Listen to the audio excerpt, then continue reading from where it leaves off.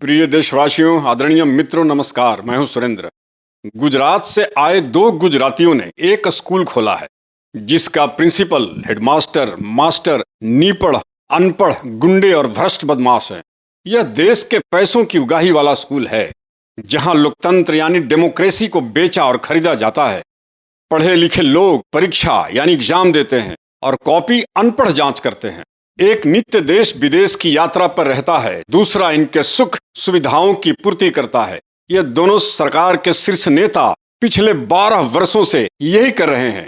दुनिया में पाकिस्तान और अपने देश में मुसलमान ना हो तो इनकी दुकान 2 दिन में बंद हो जाए। हमारे प्रधान अपनी पार्टी के लिए आउटडोर डिस्प्ले हैं। अमित शाह द्वारा समर्पित संचालित सिर्फ एक पुतला। चुनाव जीतने हैं, लोगों को खरीदने हैं, पैसे देकर भाड़े के भेड़ बुद्धि, भैंस बुद्धि भीड़ को इकट्ठा करना है, फोटो खिंचवाने हैं, लाखों बेरोजगारों की विशाल भीड़ को देखकर आत्ममुग्ध होना है, फिर सभा समाप्त। करोड़ों अरबों रुपए पानी में, देश विकसित हो गया। बाकी तिगड़मबाजी पर्दे के पीछे आप वोट किसी और को देते हैं और आपकी आंखों के प्रत्यक्ष मुख्यमंत्री कोई और बनता है। ये जागृत लोकतंत्र नहीं, मृत डेड लोकतंत्र है। भारतवासियों के अधिकारों का साक्षात हनन है। इसमें देश का कोई अस्तित्व और भविष्य मत ढूंढिए। चीन में एकाकी सरकार है, कोई चुनाव नहीं, फिर भी वे अपनी गंभीरता को किस तरह समझते हैं, पैसे के सदुपयोग कैसे करते हैं, इस पर सोचिए। बीजेपी शासित तमाम राज्यों के मुख्यमंत्रियों को निहारिए। दुनिया में दौड़ती हुई डिजिटल रिवॉल्यूशन को देखिए। हाईटेक युग में इनका कोई एक भी मुख्यमंत्री आज के कंपटीशन में योग्य और काबिल नहीं। आज की दुनिया में ऐसे डेड संचालित मुख्यमंत्रियों की कोई परिभाषा नहीं, कोई अस्तित्व नहीं। इनकी राजनीति में ऊपर से लेकर सबसे निचले दर्जे तक 5वीं फेलियर लोग की राजनीति है। दुनिया के विकसित देशों के औसत नॉलेज भी हमारे देश से कई गुना ऊपर है।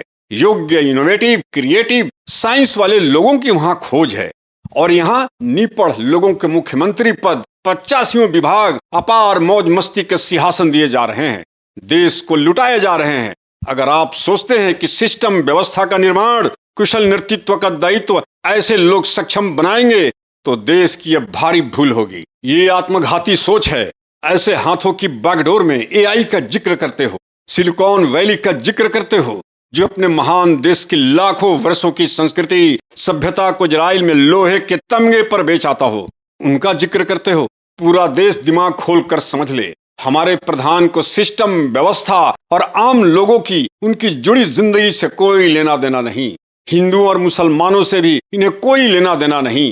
हिंदू वोट बैंक सिर्फ एक मार्केटिंग है। रियल वर्ल्ड विजन धर्म से होकर नहीं गुजरता। रियल वर्ल्ड को समझने के लिए आपको साक्षर, शिक्षित, इनोवेटिव, क्रिएटिव प्रधानमंत्री, मुख्यमंत्री चाहिए।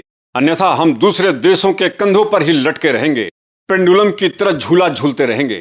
दुनिया की विशिष्टता अलग अलग रूपांतरण की खोज में जहां भटक रही है, वहां हम धर्म के उन्माद में बह गए हैं। इसमें हमें कुछ न हासिल हो सकेगा।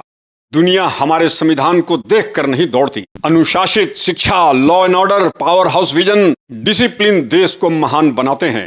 गणराज्य वही तपस्या है, स्पष्ट विचारों का बहता धार है। फंड बन पड़े तो दीजिए। हम जानते हैं पब्लिक यही सोचती है कि ये क्या ही कर लेंगे, खा पी कर पेट भर जाएगा। अन्य पार्टियों की तरह इन्हें भी नींद आ जाएगी। सच है, भारतीय लोकतंत्र ने सबको समय दिया है, अनपढ़, पढ़े लिखों को, सबको।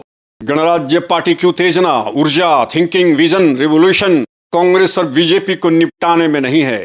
चल रही यथास्थितिवाद की राजनीति की पृष्ठभूमि से निकलकर भारत के नेतृत्व की आयाम को बदल देने की क्षमता है।